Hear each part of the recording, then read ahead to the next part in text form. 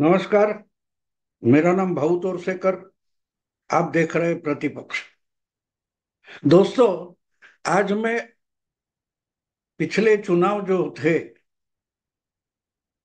उसके रिजल्ट और आगे की राजनीति, इसकी एक तुलनात्मक विश्लेषण आपके सामने पेश करने वाला हूँ। लेकिन उससे पहले एक बता दूं, 15 अगस्त के बाद प्रतिपक्ष में मेरे हिंदी वीडियो नहीं रहेंगे। हिंदी के लिए मैंने प्रतिवाद नाम का अलग से चैनल बना दिया है।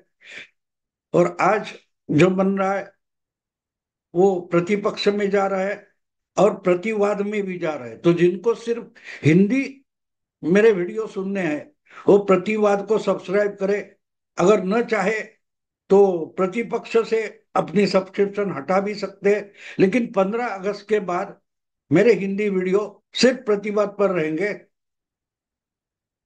अब आज के सब्जेक्ट पर आता हूं कि मोदी जी बहुमत गवा बैठे पिछले चुनाव में, और इसकी 1.5 महीने से चर्चा हो रही है, लगातार हो रही है।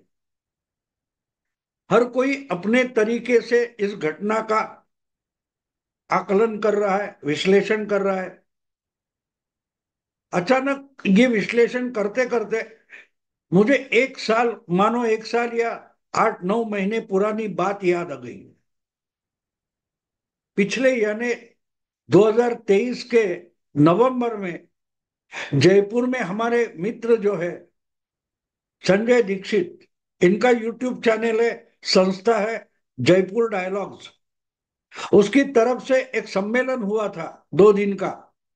उसमें बहुत सारे विश्लेषक, पत्रकार, बुद्धिजीवी आए थे। मुझे भी आमंत्रित किया था, मैं गया था। तो उसमें जो बहुत सारे सेशन हो गए थे, उसमें से एक सेशन में आनंद रंगनाथन थे, जो आप बार बार हिंदी या अंग्रेजी टीवी चैनल पर जिनको देखते हैं या बहुत सारे यूट्यूब वीडियोस में हम आनंद रंगनाथन को देखते हैं। अपने बेबाक विचार वो रखते हैं।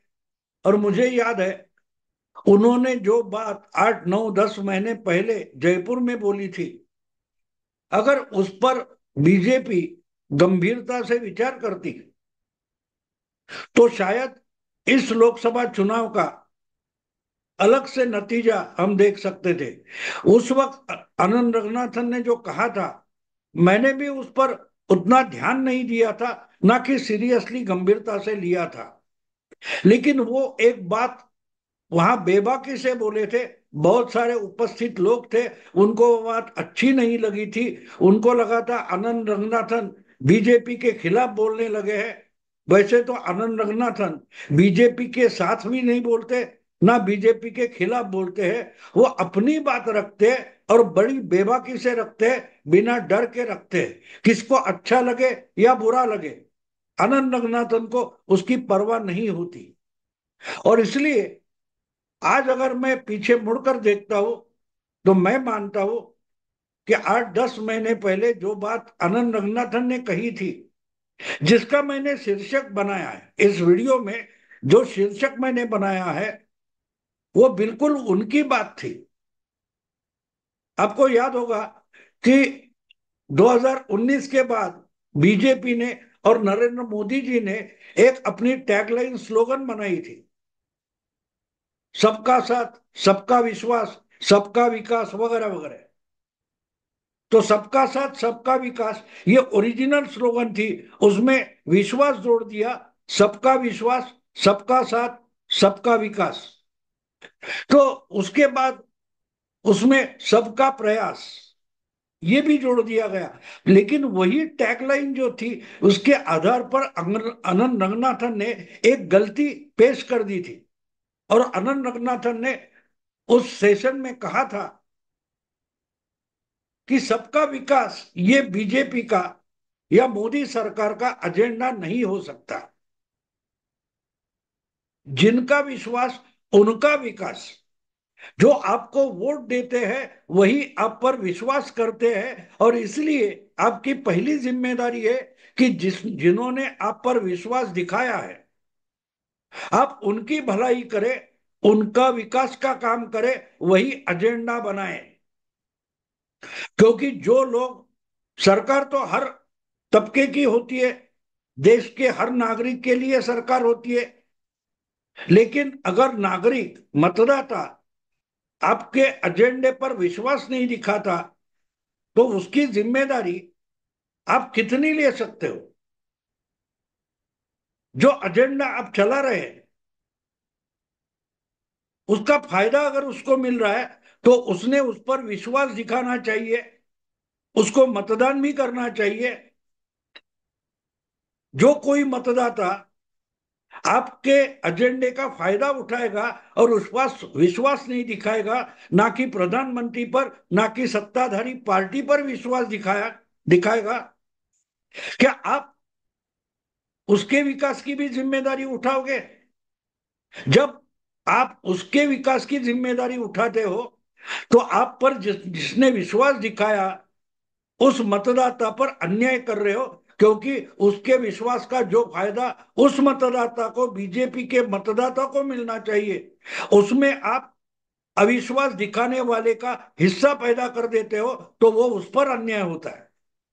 जो आपके एजेंडे पर, आपके प्रोग्राम पर विश्वास करके आपको वोट देता है, आपकी सरकार बनाता है, आपको इच्छा उसकी पूरी करनी चाहिए।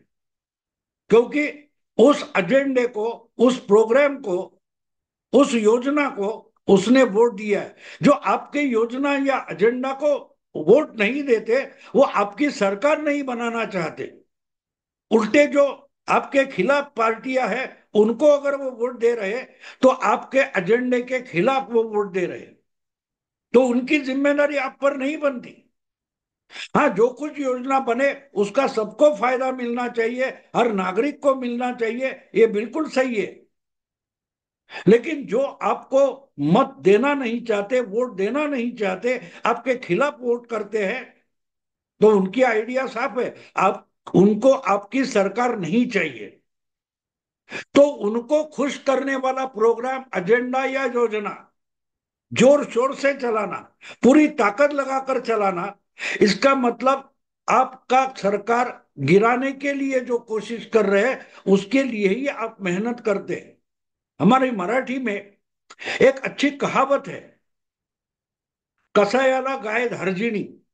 इसका मतलब ये होता है कि जो गला काटने वाला है, गाय का गला काटने वाला तो खाटिक होता है, कसाई होता है।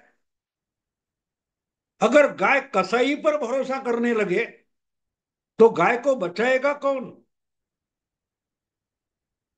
तो अगर आपको वोट देने वाला जो है, आप उसकी तरफ ध्यान कम दे, और जो आपका गला काटने वाला है, आपको हराने पर तुला हुआ है, अगर आप उसका भला करने के लिए ही कोशिश में लगे रहे तो आप अपने ही वोटर का नुकसान करते हो। और यही बात अनंत रंगनाथन ने बड़ी बेबाकी से पिछले नवंबर में जयपुर के कॉन्क्लेव में कही थी, जयपुर डायलॉग के, कि ये गलत हो रहा है। क्योंकि मोदी जी 2 बार बहुमत से चुनकर आए, जिस वोटर ने उनको वोट दिया है उस वोटर की जो इच्छा है, उस वोटर को जो एजेंडा पसंद आया है, जो विचारधारा पसंद आई है, आप उस पर काम नहीं कर रहे हो। उसके खिलाफ भले बीजेपी काम ना करती हो, लेकिन पसमंदा मुस्लिम या वो मुस्लिम व ये मुस्लिम, मुस्लिम वोटर को रिझाने की कोशिश आप कर रहे हो, खुश करने की आप कोशिश कर रहे हो, तो उसने तो आपको वोट नहीं दिया है। लेकिन जब बीजेपी या मोदी सरकार मुस्लिम वोटर को खुश करने की कोशिश करती है तो वो बीजेपी को वोट देने वाले हिंदू वोटर का अपमान होता है, उसका विश्वासघात होता है, जिसने आप पर विश्वास रखा है। और इसी बात पर इशारा आनंद रंगनाथन ने उस वक्त किया था, और जिसके परिणाम आज हम देख रहे हैं।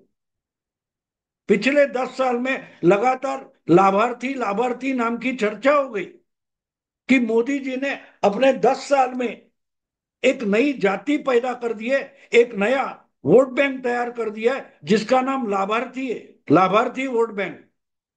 अगर लाभार्थी वोट बैंक में 50% से ज्यादा, 40% से ज्यादा मुस्लिम लोक संख्या है, तो क्यों मुस्लिम वोटर्स ने 20, 25, 30% भी बीजेपी को वोट नहीं दिया?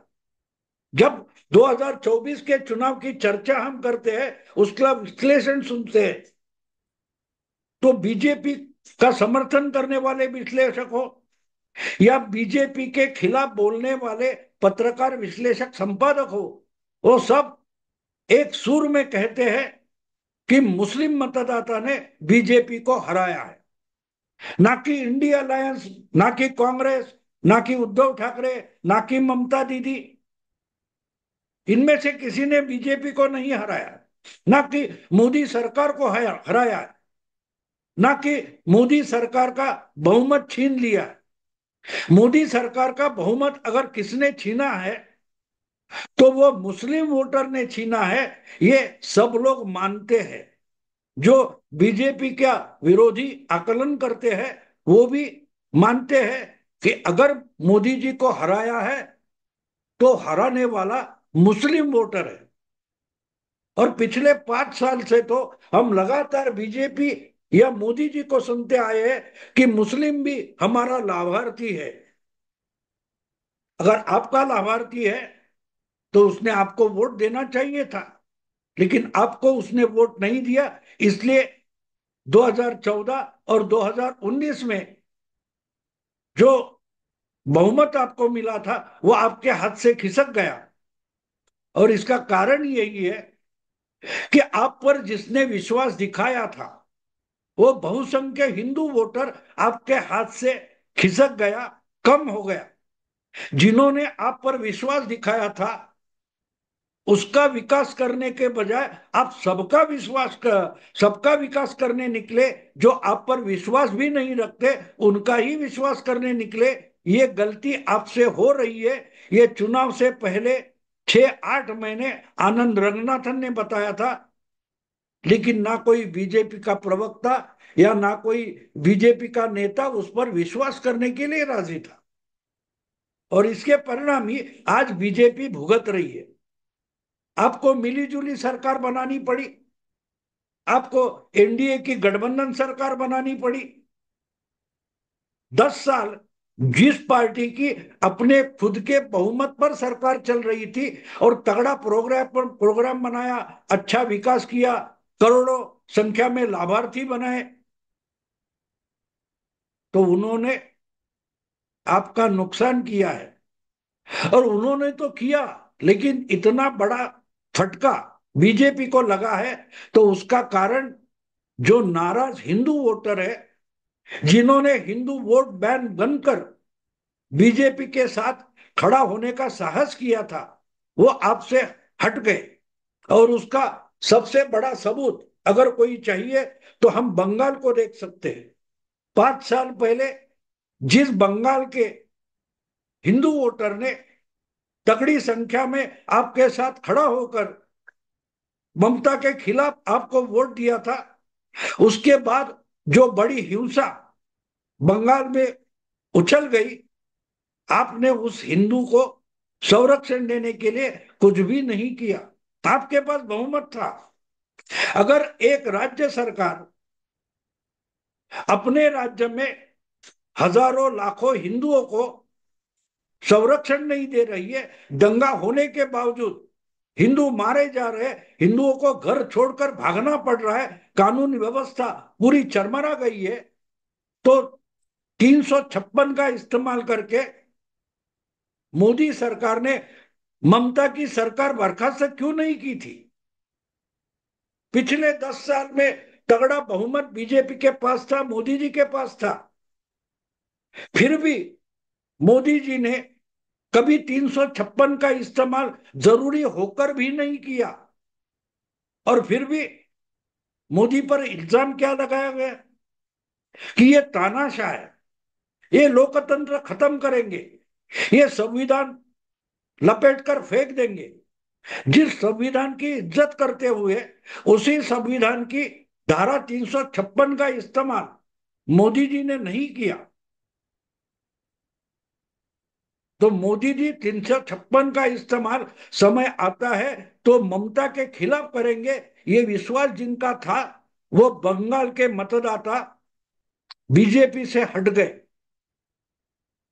जिस बीजेपी को 18 सीटें मिली थी, वो 5 साल के बाद घट गई। इसका कारण मुस्लिम मतदाता नहीं है।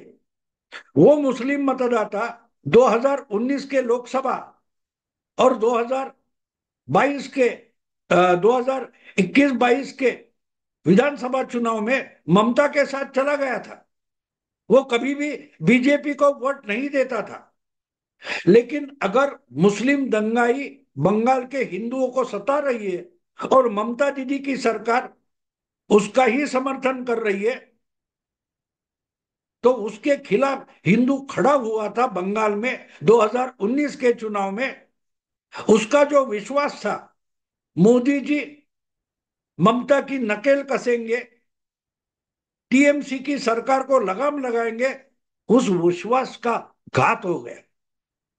और इसलिए 2024 आते आते हिंदुओं का विश्वास, हिंदू मतदाता का विश्वास बीजेपी से उठने लगा। उसके परिणाम हम 2024 के नतीजों में देख सकते हैं, परिणामों में देख सकते हैं। और यही धोखा 8-10 महीने पहले आनंद रंगनाथन ने जयपुर में खुले आम बताया था। अगर उस पर बीजेपी के नेता सीरियसली विचार करते, गंभीरता से विचार करते, तो ये जो पाखंड है, सबका साथ, सबका विश्वास, सबका विकास, ये छोड़ देते और जिनका विश्वास उनका ही विकास, यही एजेंडा बना देते।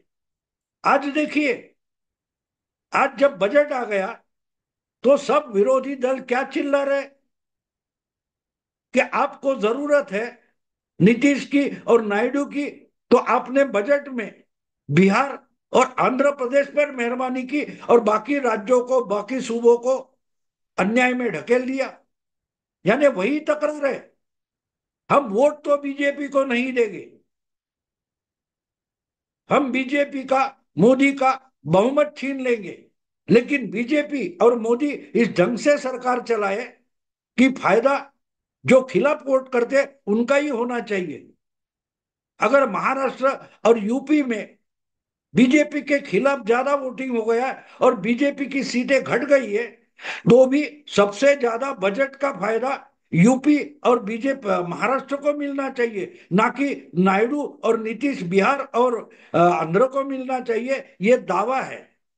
सबका विश्वास, सबका विकास का मतलब यही होता है। तो आज कम से कम सोने वाले जाग जाए कि भैया, आपको वोट देने वाला चाहता है कि आप कम से कम जो वोट खिलाफ देते हैं उन पर मेहरबानी ना करें, आप पर विश्वास दिखाते हैं, आपका भला, पार्टी का, बीजेपी का, मोदी का भला करना चाहते, मोदी को सत्ता देना चाहते, उनका भला कीजिए, उनका विकास कीजिए। आप जो विकास करेंगे, आप जो एजेंडा चलाएंगे, उसका सबसे ज्यादा फायदा आपको वोट देने वाले को ही होना चाहिए, ना कि आपके खिलाफ वोट करने वाले को। और वही तो आनंद रंगनाथन ने 8-10 महीने पहले बोला था। तो मुझे लगता है कि बिहार और आंध्र के